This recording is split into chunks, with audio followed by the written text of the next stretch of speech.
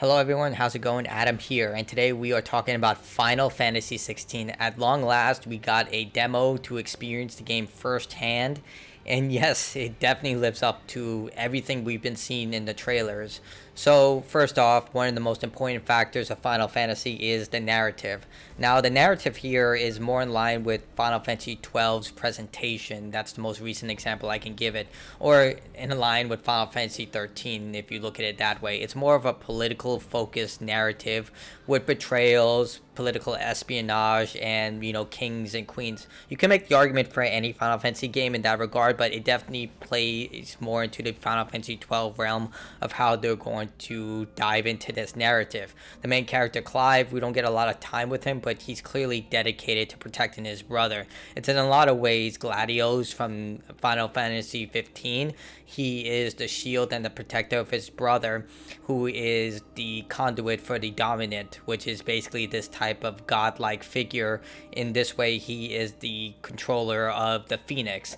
But either way, we get short snippets of the narrative. At its whole, the narrative isn't that amazing, and the reason I say that is because the game's very good facial expression, but the way that it's choreographed kind of leaves a lot of openings of how you can predict things will happen. Like a lot of stuff that happened in the narrative, I was able to predict relatively easily because it was just so painfully obvious. Hopefully later on in the game they will get a lot better with a lot more twist and more dynamic situations, but right now the narrative is kind of on the low ball when it comes to trying to set up everything that's going to happen, because it was painfully predictable what was going to happen towards the end of the demo. Now, the demo does give you a good indication of how the gameplay is going to play out. They got the lead combat designer of Devil May Cry, and even had PlatinumGames help out in the gameplay department, and it definitely shows. There are giant cinematic affairs. They're incredibly well paced one-on-one battles. So let's talk about the one-on-one battles. At its core, you're playing as Clive. The AI allies are really just there for show. They don't really play that much of a role. You, as the protagonist, are the main central focus of the combat system. So the combat system has an array of factors to it. You have basic magic and slicing attacks, which you can upgrade your character with more options, and you could turn them on and off depending on the player's preference. Now, it plays a lot in a combination with Final Fantasy 15's combat system. Your primary goal is to stagger enemies. When it comes to normal enemies, you can just slice and dice your way through them. But the more powerful enemies, such as the boss fights, your primary focus is to try and stagger them. This is by inflicting high amounts of damage to them as quickly as possible. Once that is done, staggering is triggered, and you can do a large amount of damage during a certain level of period. Now, when it comes to the combat itself, it definitely plays into both parrying and evasion. This is something that I've kind of had an issue with, where games would lean towards one or the other, but they would never create an even balance between dodging and parrying. Not everyone has that Sekiro level of precision, and here it definitely shows that they have an even balance between dodging and parrying. If you parry an opponent, it's definitely a lot more impactful. It causes a lot more repercussions for the opponent as opposed to dodging. If you do a perfect dodge, you can cause a type of slowdown effect, which allows you to deal more damage. And it's definitely in the way of you can do one or the other, but parrying is preferred. But if you want to choose dodging, it's still there. Now, you do have Phoenix abilities in the way of a heavy damage attack and the ability to close into your opponent. Everything is done in real time. There's no slowdown. They definitely shows that they're going for the quicker, fast-paced combat system of Devil May Cry 5. Even using potions is just instantaneous, and I absolutely love it. Everything about the combat system is so perfect and really showcases how much they've come as the franchise has built more into active combat. I thought Kingdom Hearts 3 was good, but that was more or less you had a lot of flash, and it definitely didn't really feel like you were in full control. Here, you definitely feel like you're in absolute control for everything that's happening within the combat arena.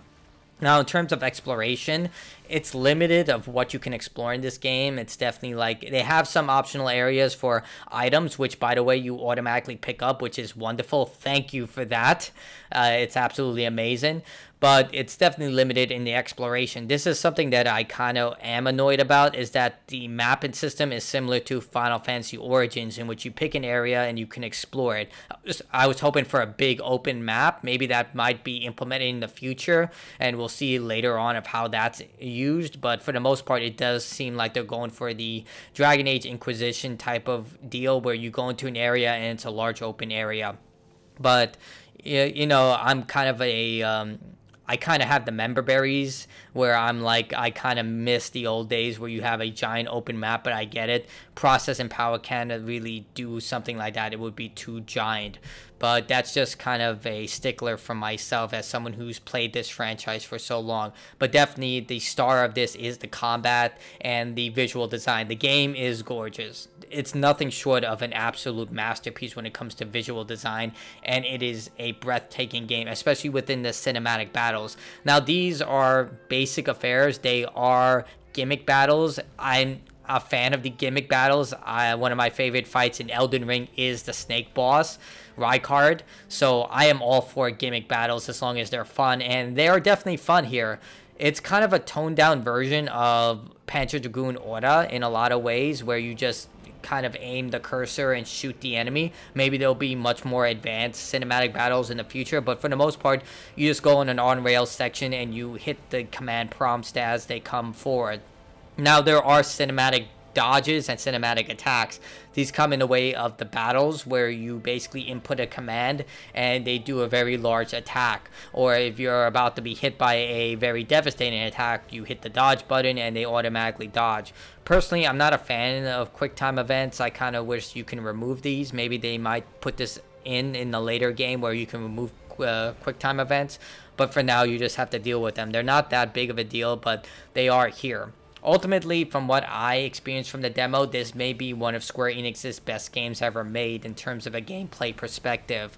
As for story, I fully am not on board of it because of how easy it was to predict everything that's coming forward. But either way, this game definitely sold me on how it's presented. I can't wait for the final product. As a huge Square Enix fan, I kind of do have rose-colored glasses. I am a huge Final Fantasy fan. I loved Octopath Traveler 2, which is a game that's really underappreciated. If you love turn-based RPGs, definitely check that out, and the first game. And I'm one of the minute players who actually did like Forspoken. I know, take that for what it is, but I thought the combat in that game was actually pretty fun. But regardless, Final Fantasy 16 is looking to be a banger of a game. Again, you could play the demo and whatever progress you made in the demo, which is pretty linear. There's not much in terms of optional content. Actually, there is no optional content. It's just to give you the basics of what you're going to experience. But you can save your progress, and there's also a challenge system. I haven't discussed that a lot because it's basically just you experiencing the combat system at its fullest, and it's just more of the same, and I'm saying that in the most high regard possible. It's more of the same, which is absolutely brilliant. It's fun, it's engaging, it's incredibly lovely. Like, I can't speak more about how I love this combat system as a fan of PlatinumGames and Capcom's games. They definitely took the best of those games and put them into Final Fantasy, which is welcome. And either way, can't wait for the game. It comes out it comes out in a couple of days. Again, wait for it. Until then, if you like the video, like it. If you dislike it, dislike it. That's gonna be me signing out. I might upload the no commentary walkthrough, but I'm really on edge when it comes to YouTube, and I don't know if I should, out of risk of not regaining my monetization. Right now, it's up in the air. But for now, go play the demo. It's only on PS5, unfortunately, but dear God, is it worth it.